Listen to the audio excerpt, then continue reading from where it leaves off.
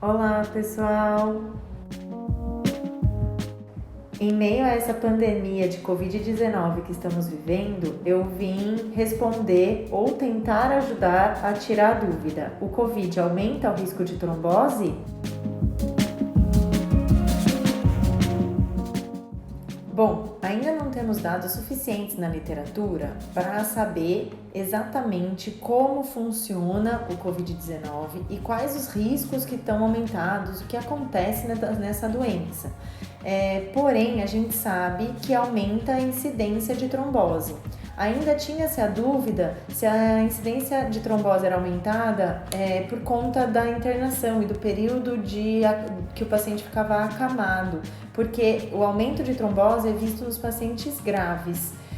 Mas um trabalho na França recente, que saiu agora em março de 2020, fez uma comparação de todos os pacientes que tinham síndrome respiratória, que é o que o Covid causa. Ele causa uma dificuldade para respirar. Isso é chamado de síndrome respiratória aguda. Mas várias doenças causam isso, não só o Covid. O Covid é uma delas. E aí, nesse trabalho, eles comparam o Covid, síndromes respiratórias por Covid, com síndrome respiratória por causa de não Covid, de outras causas. E nesse trabalho é perceptível que os pacientes Covid positivo têm maior número de embolia pulmonar, assim como nos exames laboratoriais tem fibrinogênio e dímero D aumentado, que são os resultados da formação de coágulo. O coágulo é formado por fibrina e esses exames, o fibrinogênio e o dímero D, mostram a presença dessa fibrina no pulmão, no sangue, né?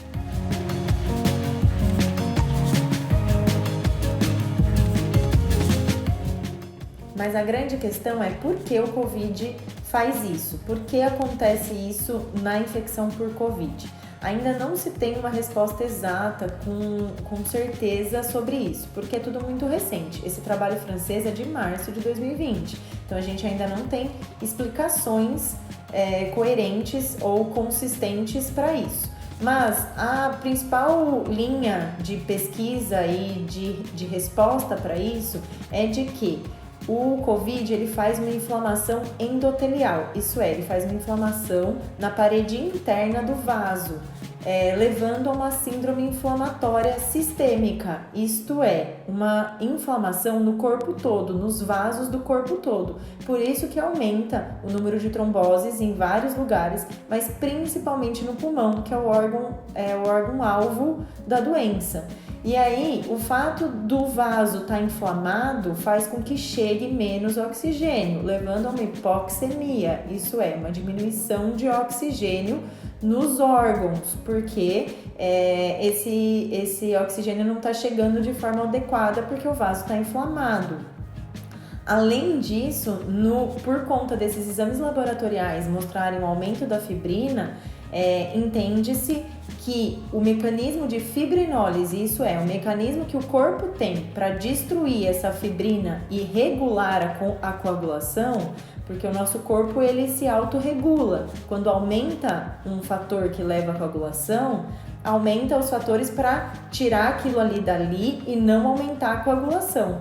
Só que esses fatores ficam alterados pelo processo inflamatório causado pela Covid. Portanto, o sistema de coagulação fica ativo e o nosso corpo deixa de controlá-lo. E aí acaba aumentando o número de tromboses e principalmente de TEP.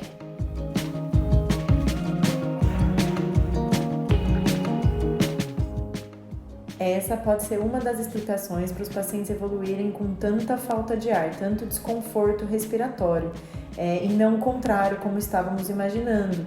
A gente imaginava que o fato do paciente estar grave e internado a longos períodos levava ao aumento da trombose por estase venosa, isso é, muito tempo parado, o sangue parado coagula.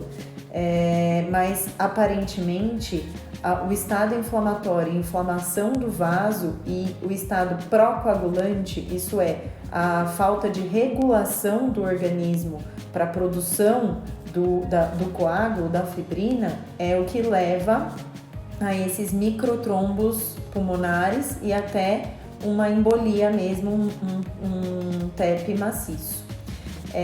De qualquer forma, isso tudo é muito novo, porém, o fato desse trabalho ter mostrado a maior incidência de embolia pulmonar e de microtrombos e de trombos em outros lugares em pacientes com Covid já justifica o tratamento incluir anticoagulantes, principalmente a heparina de baixo peso molecular, que é a injeção na barriga. Esse tratamento ainda não está no protocolo do Covid e a Sociedade Brasileira de Cirurgia Vascular, de Angiologia e Cirurgia Vascular, orienta que essa medicação seja feita após a avaliação de um cirurgião vascular. Por quê? Porque ela tem seus efeitos colaterais e tem que ter uma boa indicação. Porém, tem se mostrado muito benéfica no tratamento do Covid e tem associação com melhora clínica dos pacientes graves. Então, vale a pena associar a multidisciplinaridade para uma avaliação do cirurgião vascular nesse paciente grave de UTI ou internado há bastante tempo, para a gente poder melhorar e potencializar o tratamento da Covid-19. Por hoje é só. Boa sorte para todos nós, que isso passe logo e que podemos voltar à nossa vida normal em breve. Tchau, tchau.